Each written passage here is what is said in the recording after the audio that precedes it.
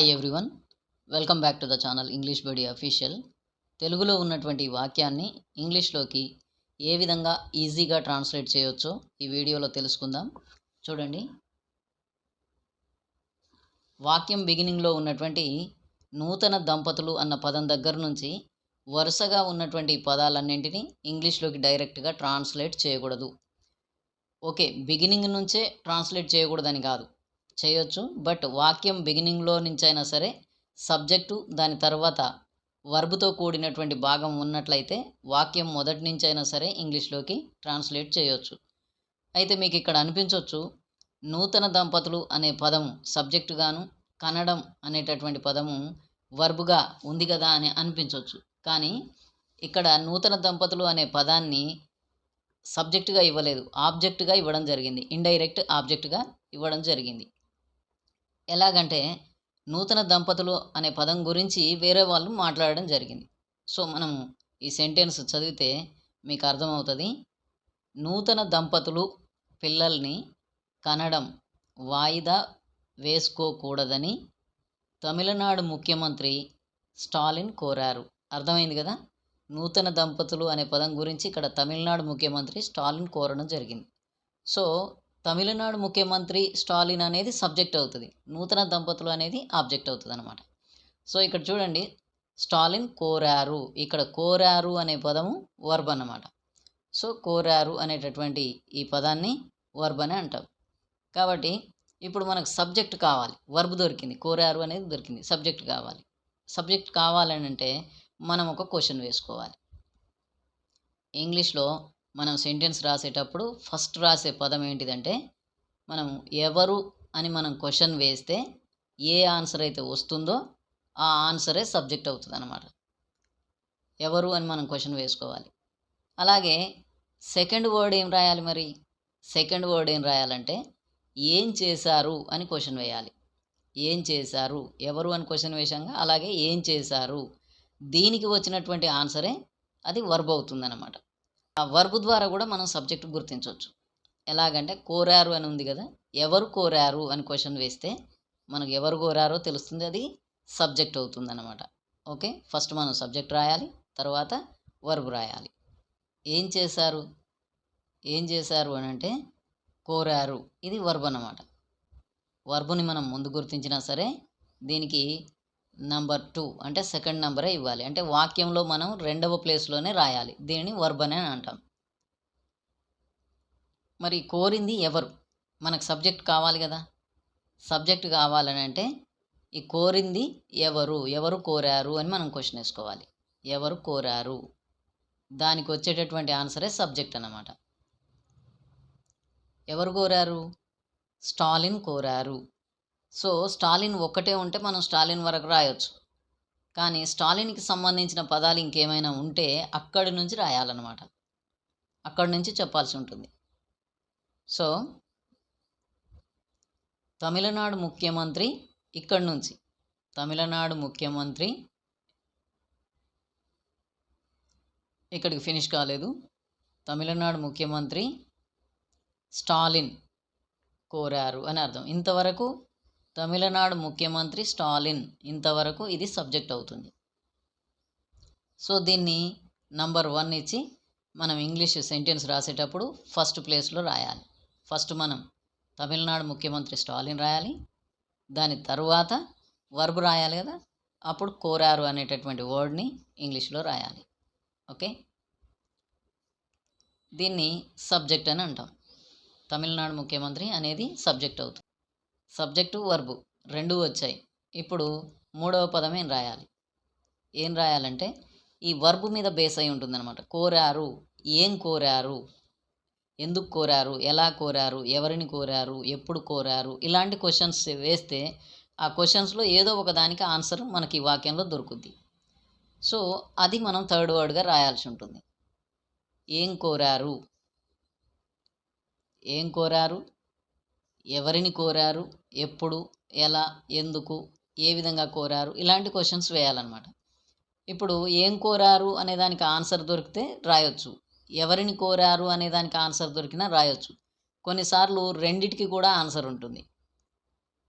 So రెండింటికి ఉన్నప్పుడు మరి ఏ వర్డ్ రాయాలి అంటే ఎవరిని కోరారు అనే దానికే రాయాలి, ఎందుకంటే అది ఇండైరెక్ట్ ఆబ్జెక్ట్ని తెలియజేస్తుంది.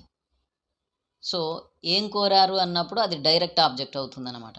మీ ఇష్టం, ఏ ఆబ్జెక్ట్తోనైనా రాయొచ్చు, కానీ ఇండైరెక్ట్ ఆబ్జెక్ట్తో రాస్తేనే మంచిగా ఉంటుంది.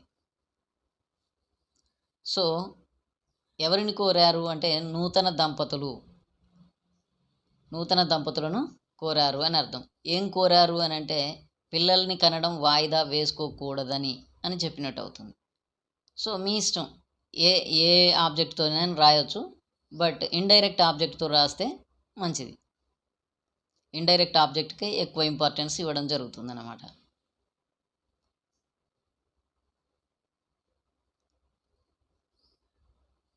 సో ఎవరిని కోరారు అంటే నూతన దంపతులు.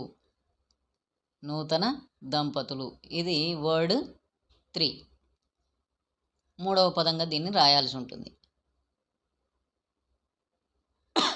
ఎవరిని కోరారంటే నూతన దంపతుల్ని కోరారు.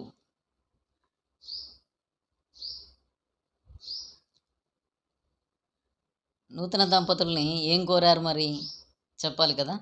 ఏం కోరారు అని అంటే పిల్లల్ని కనడం వాయిదా వేసుకోకూడదని. సో ఇక్కడ పిల్లల్ని కనడం వాయిదా వేసుకోకూడదని ఈ వాక్య భాగంలో వేసుకోకూడదని ఇది నెగిటివ్ సెన్స్ని తెలియజేసే వర్డ్. సో దీన్ని ఫస్ట్ రాయాలి. వేసుకోకూడదని దీన్ని మనం ఫస్ట్ రాయాలి. దీనికి నంబర్ 4 ఇవ్వండి. నంబర్ 4 తర్వాత ఏం వేసుకోకూడదని వాయిదా. దీనికి నెక్స్ట్ నెంబర్ ఇవ్వండి. వాయిదా వేసుకోకూడదని. నంబర్ 5 ఏం వాయిదా, దేన్ని వాయిదా వేసుకోకూడదని కనడం వాయిదా వేసుకోవద్దు అని. కనడం ఈ వర్డ్కి నంబర్ 6. కనడం, దేనిని కనడం వాయిదా వేసుకోకూడదు అంటే పిల్లల్ని కనడం, అంతే కదా.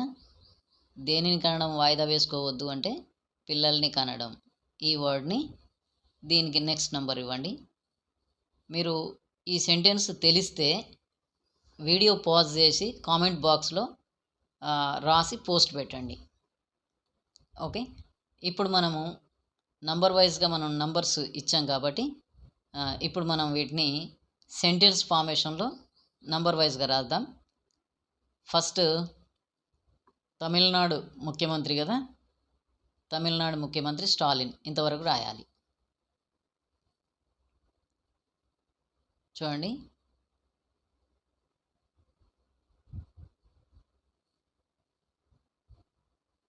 తమిళనాడు ముఖ్యమంత్రి అంటే chief minister. Tamil Nadu chief minister Stalin రాయాలి, నేను రాయలేదు పొరపాటున, అర్థం చేసుకోండి. తమిళనాడు చీఫ్ మినిస్టర్ స్టాలిన్ కోరారు అని అంటే ఇంగ్లీష్లో అర్జ్డ్ అని చెప్పొచ్చు. Urge URGE urge. కోరారు వర్బ్ 2లో ఉంది, పాస్ట్లో ఉంది కాబట్టి అర్జ్డ్. ఇది నంబర్ 2 అర్జ్డ్. ఏం కోరారు? నంబర్ 3 ఏంటి? నూతన దంపతులు అని అంటే ఇంగ్లీష్లో న్యూలీ వెడ్స్ అని చెప్పొచ్చు. న్యూలీ వెడ్స్, నూతన దంపతుల్ని ఏం కోరారు మరి అంటే నంబర్ 4 ఏంటి? వేసుకోకూడదని.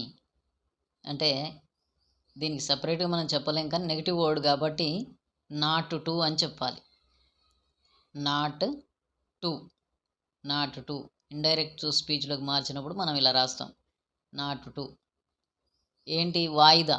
నాట్ టు వాయిదా వేసుకోకూడదని. వాయిదా అంటే తెలుసు కదా, పోస్ట్ పోన్.